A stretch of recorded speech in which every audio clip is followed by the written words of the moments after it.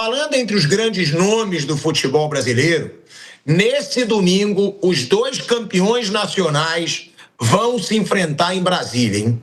Flamengo e Corinthians, as duas maiores torcidas aí do Brasil, né, frente a frente. É um jogo que, para mim, sem clubismo nenhum, tá, gente? Aqui é realidade, aqui eu falo sempre o que eu penso. Tem um peso maior pro Corinthians, na minha opinião. Por quê? Porque o Corinthians venceu menos títulos que o Flamengo recentemente. Corinthians não é favorito de Libertadores e de Brasileirão como é o Flamengo, que tem que ser pelo investimento que faz. E o Corinthians vencer do Flamengo, que é o super poderoso aí, hoje do futebol brasileiro numa final, para mim tem um peso maior sim.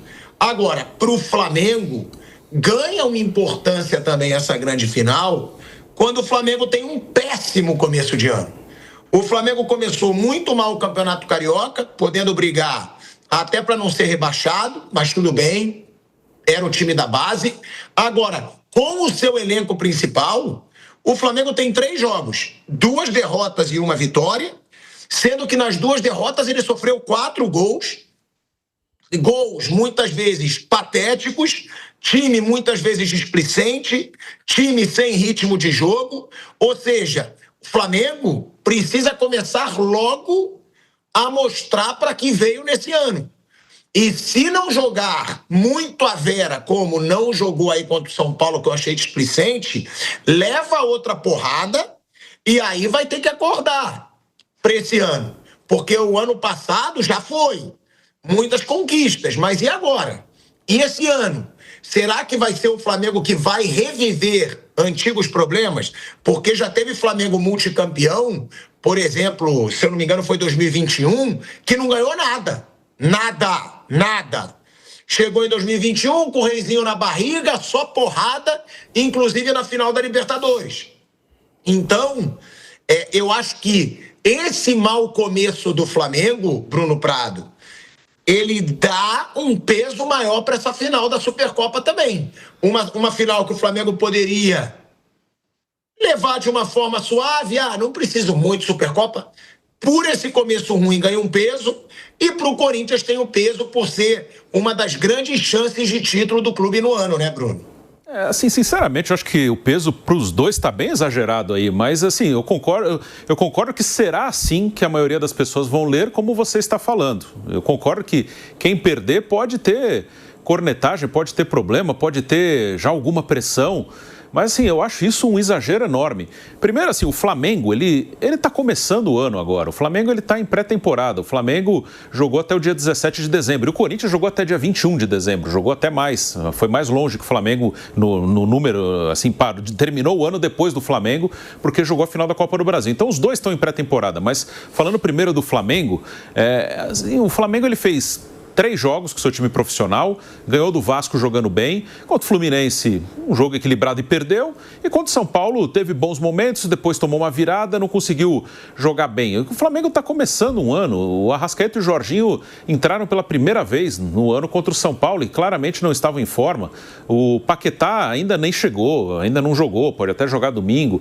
Então assim, é muito início, e o jogo com o São Paulo, por exemplo, por ser início de temporada já era normal que fosse um jogo em que o Flamengo não estivesse no seu melhor. E o histórico contra o São Paulo no Morumbi, ele não ganha desde 2022 aqui do São Paulo. A última vez que ele ganhou do São Paulo aqui em São Paulo foi em 22. Só que, em compensação, a última vez que o São Paulo ficou na frente do Flamengo no Campeonato Brasileiro foi em 2015. E vale mais ou menos essa comparação também em relação ao Corinthians. São Paulo e Corinthians são times hoje mais ou menos do mesmo patamar. O Flamengo, num confronto contra um time como esse, o São Paulo, o Corinthians, o próprio Fluminense, que o Flamengo enfrenta toda hora e tem problema com o Fluminense muitas vezes, ele, num confronto direto, um jogo, teve São Paulo e Flamengo quarta-feira no Morumbi. É jogo duro, ele tropeça, ele perde. Tanto que ele não ganha do São Paulo, como eu falei, desde 2022 aqui em São Paulo. Mas, na média, ele vai estar na frente do São Paulo, do Corinthians, do Fluminense. Esse é o ponto, que às vezes acho que passa uma impressão de que o Flamengo ele vai atropelar todo mundo o tempo inteiro. E não é isso. Ele vai terminar na frente desses times no Campeonato Brasileiro mais longo. Muito provavelmente vai fazer uma Libertadores melhor. Na Libertadores pode acontecer dele ser eliminado por um desses, porque é um mata-mata, como na Copa do Brasil também, como ele perdeu uma final para o São Paulo, como ele perdeu o final de estadual para o Fluminense, quase perdeu para o Corinthians em 2022, ganhou nos pênaltis, foi um jogo duro, foram 2 empates. Então o Flamengo, na média, ele vai ser melhor que esses times, mas ele não vai pegar o São Paulo e atropelar sempre, ele não vai pegar o Corinthians e atropelar sempre, ele não vai pegar o Fluminense e atropelar sempre, ou o Botafogo, ou o Cruzeiro, ou o Grêmio, o Inter, o Atlético Mineiro. Ele foi eliminado pelo Atlético Mineiro da Copa do Brasil. Então acho que isso aí distorce um pouco a análise do Flamengo e coloca no time uma cobrança meio fora do normal. O que você tem que cobrar do Flamengo é que dispute o título brasileiro. Ano passado disputou e ganhou. E outros anos, aí eu acho que foi um erro, não disputou porque priorizou Copas, que eu acho que foi um erro grave do Flamengo em outros anos. Libertadores, chegar ao longe possível, ser um dos favoritos, tá sempre disputando, se não vai ganhar todo ano, mas tem que estar ali perto, tá em semifinal, tá em final, tá chegando. Acho que essa é a cobrança, mas não ganhar de todo mundo e todos. Então, ainda mais no início de ano, acho que é uma coisa meio desproporcional. Se o Flamengo perder pro Corinthians, vida que segue, e pode perder, lógico que pode. No 11 contra 11, a diferença não é tão grande. No pontos corridos, o Flamengo vai ficar na frente do Corinthians. Então, assim, é normal. E do lado do Corinthians, é um time que ano passado ganhou 2 títulos, mesmo com toda a situação difícil. Tem um time de 11 bom, não tem um elenco muito bom, por isso que vai mal no Brasileiro também e vai bem nas Copas, porque quando consegue jogar inteiro, ele compete contra qualquer um aqui no Brasil. O 11 do Corinthians compete contra qualquer um, mas no Brasileiro você não joga com 11 sempre, então ele não vai bem. O Memphis não joga todas no Brasileiro, o Garro não joga todas, então ele não consegue bem. O elenco é fraco, o time é bom, o elenco é fraco. E o Corinthians, ele está começando um ano, assim, ele pode ganhar uma Copa de novo, mas não dá. O Corinthians, com quase 3 bilhões de dívidas, ele não tem obrigação de título nenhum. Ele tem obrigação de botar a casa em ordem. Aí, se vier um título no mata-mata, ótimo, legal. E só para finalizar, eu acho que a Supercopa é uma coisa que escancara uma realidade que eu acho que a gente, no geral, todo mundo, o povo todo, torcida, imprensa, todo mundo, a gente perdeu um pouco a capacidade de se divertir com o futebol. Esse jogo é uma diversão, é um confronto de abertura de temporada entre o campeão brasileiro e o campeão da Copa do Brasil. É quase uma celebração. Pô, vamos celebrar os 2 campeões nacionais do último ano. Uma celebração, assim, do campeão brasileiro, o campeão da Copa do Brasil. É uma coisa para festejar. Pô, olha aqui, os 2 campeões nacionais vão abrir a temporada, uma festa aí para abertura da temporada. É um jogo para você sentar no sofá e curtir o jogo, se divertir. Não tem esse peso assim, se ganhar é maravilhoso, se perder é o fim do mundo. Acho que a gente perdeu um pouco essa capacidade. Acho que a gente passou a levar tudo muito a sério, muito a ferro e fogo, muito vida ou morte. E não é, o brasileiro é um campeonato importante, você tem que disputar muito a sério, Libertadores também. Claro que quem jogar domingo vai levar a sério, eles são profissionais. Não estou dizendo que quem jogar não vai levar a sério. Mas acho que quem assiste tem que levar esse jogo como uma diversão. Pô, vamos sentar e assistir um jogo legal, um jogo divertido, que vale uma taça, que não é uma taça tão importante. Então, assim, tomara que seja 4-3, 3-2, assim, um jogo para divertir, para curtir, sem esse peso todo. Quem perder não merece nenhuma grande cobrança. Quem perder, os 2 podem até jogar mais leve, porque não tem grande consequência. Acho que a gente perdeu essa capacidade de levar na leveza uma coisa que é leve. Uma Supercopa do Brasil é mais para curtir, pode jogar tranquilo, que se joga à vontade. Tipo, um jogo que foi meio assim, Mirassol e Flamengo na última rodada do Brasileiro. Mirassol, missão super cumprida, Flamengo com o Sub-20. Por que aquele jogo foi 3-3? Porque foi leve, porque era um jogo de boa. E a Supercopa devia ser um jogo de boa, tranquilo. Para quem sentar no sofá domingo, vamos curtir um entretenimento bom? Beleza, vamos embora. Se perder, beleza, faz parte. As coisas mais sérias vêm depois. Acho que a gente perdeu um pouco essa capacidade de levar as coisas mais como diversão, como entretenimento. Leva tudo a ferro e fogo, mesmo o que não é para ser levado a ferro e fogo.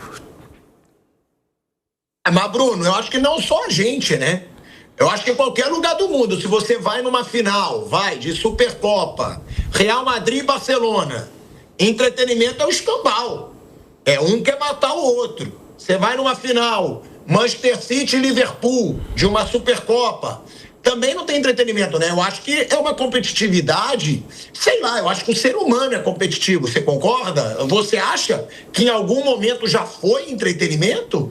Eu acho que piorou muito nos últimos anos. Eu acho que o ser humano nos últimos anos está mais ansioso, mais tenso, mais nervoso. ele, eu não vou esticar muito, mas eu acho que isso que eu estou falando acontece na vida, não só no esporte. Acho que na vida a gente está perdendo um pouco a capacidade de curtir os momentos melhores, mas eu não vou entrar nesse ponto, que aqui é um programa de futebol. Mas eu acho que o ser humano, e isso, claro, pode ser mundial, eu falo mais do Brasil que a gente vive aqui, mas eu acho que o ser humano nos últimos anos, por alguns fatores, ele perdeu um pouco a capacidade de se divertir, não só com o futebol, de se divertir com tudo. E isso tem muito a ver também, né, que a gente fala, claro, com rede social. Sim, também, é um Porque fator... a rede social é aquilo. Antigamente, vamos lá, Bruninho, Flamengo e Corinthians. Ninguém. Tá bom, perdi pro Corinthians, ninguém vai me zoar no trabalho, na escola. Tá bom, eu cheguei na final. Agora não, agora qualquer jogo você é zoado. Porque você tem a rede social, você é flamenguista, você vai ver o que os corintianos estão postando, o corintiano vai ver o que o flamenguista está postando, até por isso. Sim. Eu acho que aumentou muito, né, essa rivalidade. Eu não levo o futebol totalmente como assim, só entretenimento, só festa, não é isso. Uma final de Libertadores como a do ano passado, Flamengo e Palmeiras, é normal que seja um jogo mais tenso, até um jogo de poucas oportunidades, todo mundo com medo de errar. É normal. A última final de Copa do Mundo foi meio exceção, acho que também por algo meio anormal da França ter feito 2 gols em 1 minuto ali, mas normalmente também as finais de Copa do Mundo são mais tensas, as finais de Champions, a última foi uma goleada, mas normalmente é 1-0, é jogo duro, é 0-0. Todas as finais de campeonatos muito importantes, Champions League, Copa do Mundo, Libertadores, ou um jogo de pontos corridos que é muito decisivo, eles normalmente são mais nervosos, são mais tensos, às vezes não são jogos tão legais de assistir. E eu entendo, e eu não quero que essa parte mude. O futebol tem também a tensão, a cobrança, a competição, mas nas coisas mais importantes. Assim, uma Supercopa do Brasil é uma coisa mais de festa mesmo.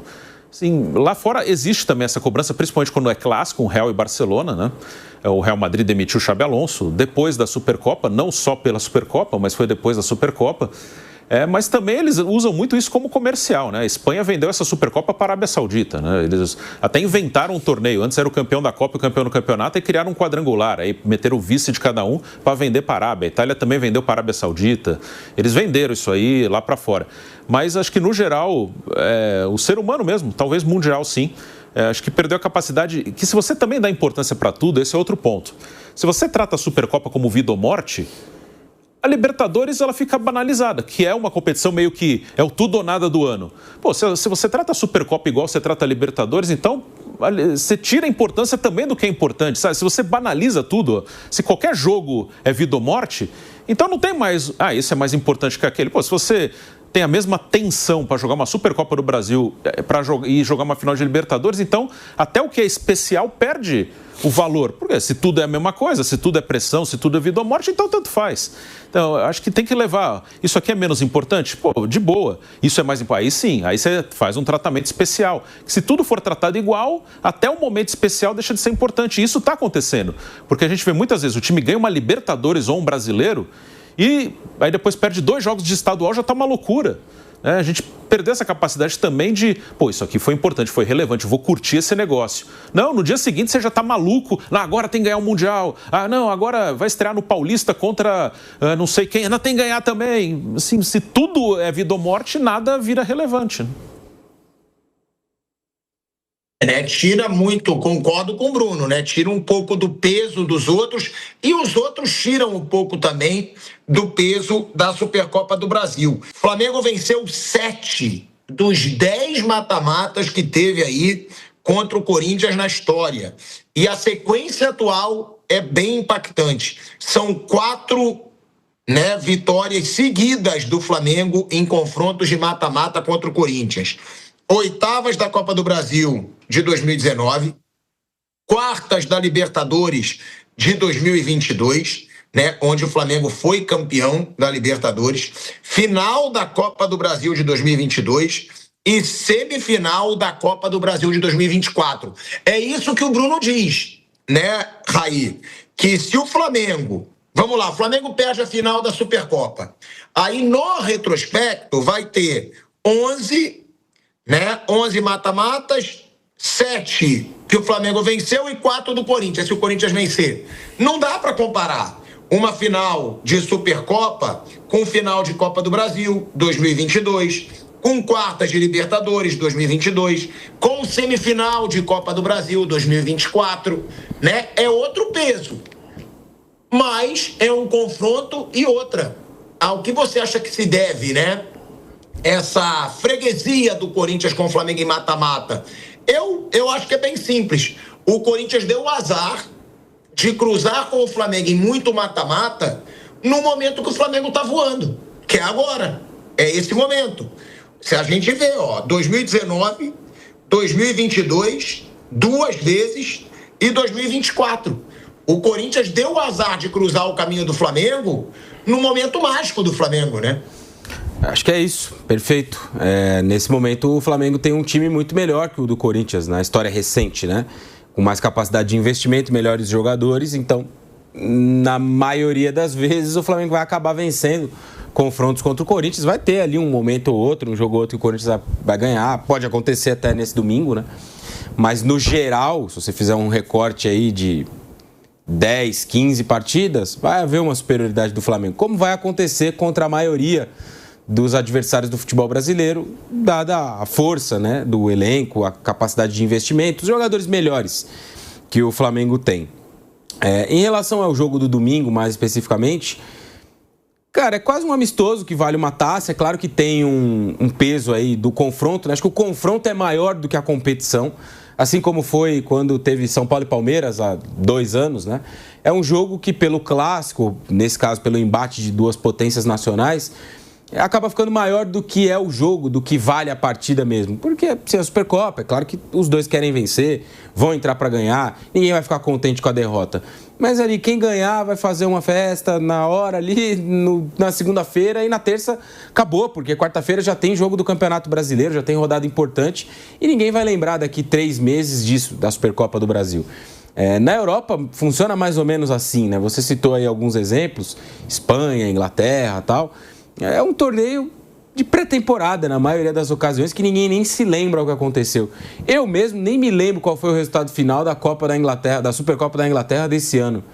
Acho que foi até o Crystal Palace que ganhou do Liverpool. Do Liverpool, né? Ô, Raí, mas o Barcelona e Real, os caras deram a vida, hein? Deram a vida. Mas não é o que acaba sendo mais relevante no fim das contas, né? Se você for olhar para as outras competições e fazer uma comparação, deram a vida no Real e Barça, é verdade, sim. E foi um jogo que até provocou a demissão do Xabi Alonso, né? Mas eu não acho que seja, na maioria dos lugares, né, algo que tenha assim, uma relevância, um peso tão grande. Teve recentemente a da Itália. Ninguém se lembra muito também do que aconteceu. Foi lá na Arábia Saudita, citei já da Inglaterra, Crystal Palace ganhou nesse ano. E não fez arranhão no Liverpool isso. Ganhou nos pênaltis lá o Crystal Palace e passou. Como eu disse, tem a importância de vencer, é um jogo, disputa, todo mundo quer ganhar, ninguém vai entrar nem aí, se perder tanto faz. Mas é um título que, se vencido, vai ser comemorado ali na hora, no dia seguinte uma zoação, uma gozação, na terça-feira o Canhão já está voltado para o Campeonato Brasileiro, para o restante do Campeonato Paulista no final de semana, e daqui 3 meses ninguém vai se lembrar disso. O Corinthians ganhou a Supercopa, o Flamengo ganhou a Supercopa, e valeria o mesmo exemplo se fosse o Botafogo, o Vasco, o São Paulo, o Palmeiras. É um torneio legal, acho que é bacana a ideia de ter ali uma competição que marque o início da temporada no futebol brasileiro, embora não seja bem assim, né? Já que o Campeonato Brasileiro já começou. Mas legal ter uma competição que marca ali o início, né? Um duelo entre duas grandes equipes, no estádio, num campo neutro, estádio meio a meio. Vai ser uma baita festa em Brasília, tenho certeza que vai ser um ambiente espetacular no domingo. Mas para o efeito da temporada, o que vai acontecer lá no Mané Garrincha vai contar, eu diria que muito pouco, diria que não vai contar quase nada para o restante do ano. No ano passado, o Flamengo foi campeão da Supercopa. Todo mundo lembra do Brasileiro e da Copa do Brasil, nem do Brasileiro e da Libertadores, perdão. Nem do Campeonato Carioca que o Flamengo ganhou também. Ganhou lá, beleza, tanto faz. Como foi a Supercopa? Ganhou lá, mas o legal foi ganhar o Brasileiro e a Libertadores. Pro Corinthians, o legal foi ganhar a Copa do Brasil. Esse torneio, cara, é um amistoso que vale uma taça e vai ser celebrado durante poucas horas. Isso aí o Raí lembrou bem, né, Piperno? O Flamengo foi campeão no ano passado, em cima do Botafogo, né? De uma forma avassaladora, atropelou o Botafogo e pouca gente até lembra. A gente está falando desse se vai ter cobrança, se não vai, da freguesia do Corinthians com o Flamengo. É normal, né? Até pra gente ser justo com o Corinthians, não é uma vergonha o Corinthians ter perdido os últimos 4 mata-matas pro Flamengo. É porque a fase do Flamengo é muito boa. É um time muito forte, é um clube muito rico. E outra, tá? O Corinthians fez jogo duro na maioria das vezes. Eu sempre falo isso, na final da Copa do Brasil, que o Flamengo venceu o Corinthians nos pênaltis e eu tava no Maracanã, o Corinthians foi melhor que o Flamengo, Piperno. Mas acabou perdendo. E só trazendo aqui um dado que o Kaique tá me mandando, ó, eu vou trazer aqui os duelos, tá? Entre esses dois times desde 2017. Pode colocar aí na tela, Caiquinho? Ó, 28 jogos. Meu Deus do céu. É assustador, hein? Só piora.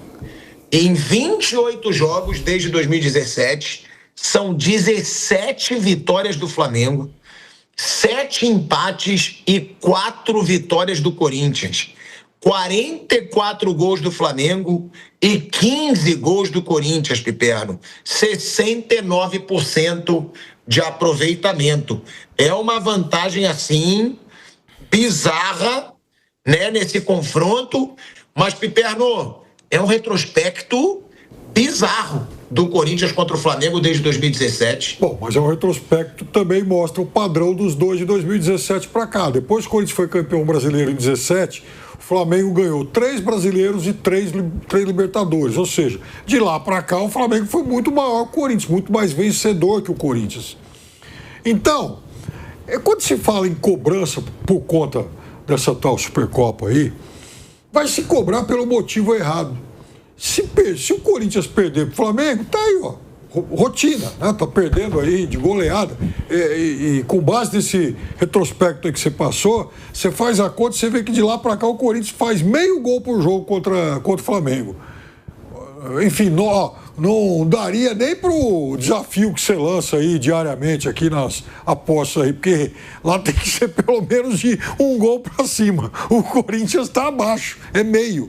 Então, veja, o que tem que ser cobrado em relação ao Corinthians, e eu estou falando isso agora, na primeira semana do campeonato, é o fato do Corinthians ter aberto mão de jogar na sua casa, ter 3 vezes mais público em Itaquera do que na Vila, ter uma bilheteria muito maior em Itaquera do que na Vila, por medinho, por ter que jogar com um dia menos de descanso. Ou seja, a cobrança tem que ser porque o Corinthians saiu da normalidade dele em Campeonato Brasileiro por conta desse jogo que vale uma taça vira-lata.